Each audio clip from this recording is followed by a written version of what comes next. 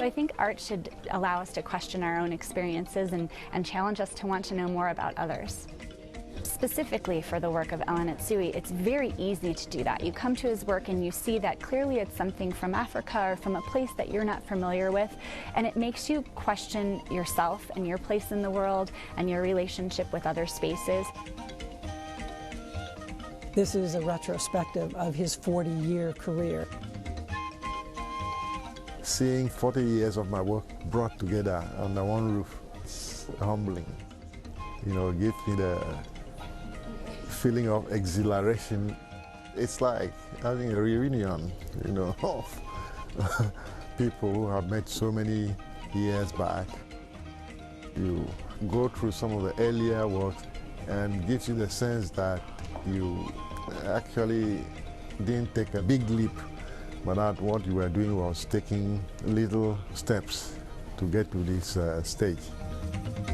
This is an extraordinary opportunity for people to really look at an artist, how he has changed, how his ideas have changed over time, and you don't often see that. Al is a very quiet man, very private person, but someone who loves to engage with individuals that he meets all over the world, and he loves to engage with people about art. Well, he's certainly an internationally known artist. He was pretty well known in Africa for the first 30 years and known in Europe as well. He remains very important in Africa, specifically West Africa. He's from Ghana but has lived and worked in Nigeria since 1975 and is very well known there. But he really burst onto the international scene in about 2007 when he began creating a series of these metal wall sculptures. For me, the amazing thing about Anatsui's work is that it's so accessible. Design people can engage with it, crafts people can engage with it, painters can engage with it, and the backstory of it, the use of recycled, reused bottle caps, it's so very current to issues going on in the world, and the story is intimate to the history of West Africa as well.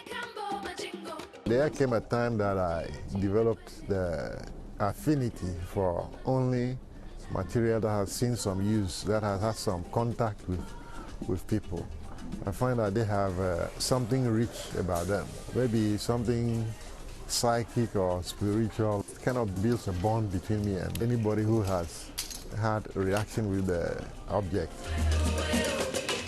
His work is made of the things of life, of the things that we experience in our everyday world, and so we're able to come to it with our own experiences and say, okay, I understand that. That's something that's in my world too. I like the idea of picking commonplace things and giving them a new lease of life. Most of the time the media that I've worked with came in inadvertently. It has to announce itself or bring itself in surreptitiously. Al uses very ordinary materials to create incredible works of art. He uses these pieces in installations or in single works to tell very personal stories, sometimes his own personal stories, and other times to tell universal stories or stories about African history. Almost all the works I've done, all the phases that I've passed through could be linked one way or another with history.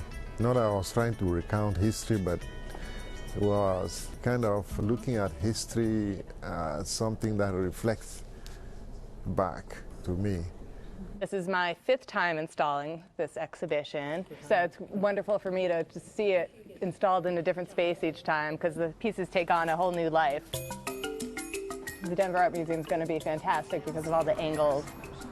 The Libeskind building is perfect for an artist such as Al, who makes work specifically to adapt to the environment in which it's displayed. It's meant to be different every time it's installed. Our walls are challenging. They slant outward. And so how do you hang them? Because they can't be hung flat on a wall. So we work with forklifts. We work with teams of people to shape them. And that's what I get to do.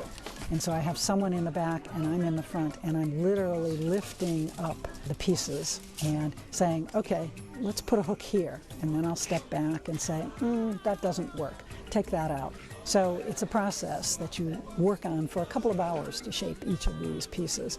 And it is great fun because I get to create along with the artist. It is a complete joy to hang his works, whether they're hanging, whether they're on platforms. There's no one right way to do it. Most artists have a particular way that they'd like the piece to be seen. They create it in a certain way, and they like it presented in a certain way. And Elle encourages everyone to shape the pieces as they see fit for their spaces. I think art should inspire you. You can walk through here and see just a tremendous amount of beauty. I think it should tell stories. I think it should matter to you.